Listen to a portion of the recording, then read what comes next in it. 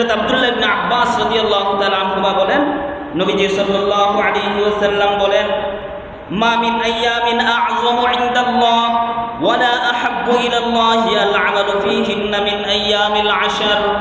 জিলহজ মাসের প্রথম 10 দিনের আমলের চেয়ে প্রিয়, জিলহজ মাসের প্রথম 10 দিনের আমলের চেয়ে বড় আমল আল্লাহ তাআলার কাছে আর কোনো আমল নাই, আর কোনো দিনের আমল নাই।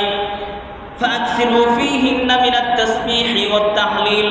সুতরাং তোমরা ও আমার সাহাবীরা, তোমরা এই 10 দিনের মধ্যে বেশি বেশি করে তাসবিহ পড়বে, বলবে সুবহানাল্লাহ, আবার বলবে ওয়াত তাহলিল এবং লা ইলাহা ইল্লাল্লাহ, এটা তোমরা বেশি বেশি করে পড়বে। ওয়াত তাহমিদ, আলহামদুলিল্লাহ, এটাও তোমরা এই 10 দিনের মধ্যে বেশি বেশি করে পড়বে। ওয়াত তাকবীর এবং আল্লাহু আকবার, এটাও তোমরা এই 10 দিনের মধ্যে বেশি বেশি করে পড়বে। এটা নবীজির আদেশ যে এই 10 দিনে অন্যান্য সময় তোমরা যা করছো না করছো, কমপক্ষে এই 10টা দিনের মধ্যে গুরুত্ব সহকারে এই তাসবিহগুলো তোমরা বেশি বেশি করে আদায় করবে, বেশি বেশি করে পড়বে। এটা তোমাদের দায়িত্ব। এই 10 দিনের এই বিশেষ আরেকটা আমল, এটা আমরা পারবো না ইনশাআল্লাহ।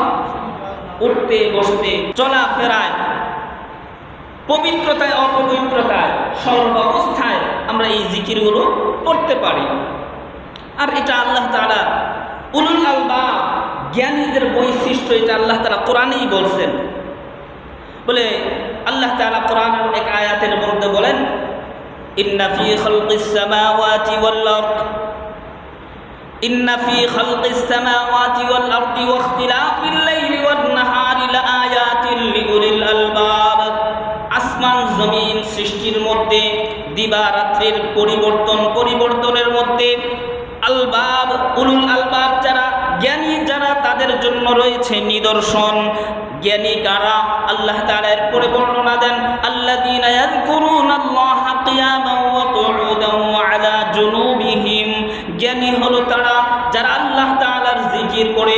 আল্লাযীনা ইয়াযকুরুনাল্লাহ কিয়ামা, দাঁড়ানো অবস্থায় আল্লাহর জিকির করে, ওয়া কুউদা, বসা অবস্থায় আল্লাহর জিকির করে, ওয়া আলা জুনুবিহিম, এবং যারা শোয়া অবস্থায় আল্লাহ তাআলার জিকির করে, তারাই হলো জ্ঞানী। এরপর আল্লাহ তাআলা বলেন, ওয়া ইয়াতাফাক্কারুনা ফী খালকিস সামাওয়াতি ওয়াল আরদ। জ্ঞানী তারা যারা আসমান এবং জমিনের সৃষ্টি নিয়ে চিন্তা ফিকির করে, আর বলে রব্বানা মা খালাকতা হাযা বাতিলা, ও আমার রব, ও আমাদের রব, আপনি আসমান বানিয়েছেন, অনর্থক বানান নাই। জমিন বানিয়েছেন, অনর্থক বানান নাই। তরুলতা বানিয়েছেন, অনর্থক বানান নাই। পোকা মাকড় বানাইছেন, সেটাও অনর্থক বানান নাই। মা খালাকতা হাযা বাতিলা সুবহানাক, আমরা আপনার পবিত্রতা ঘোষণা করতেছি। এজন্য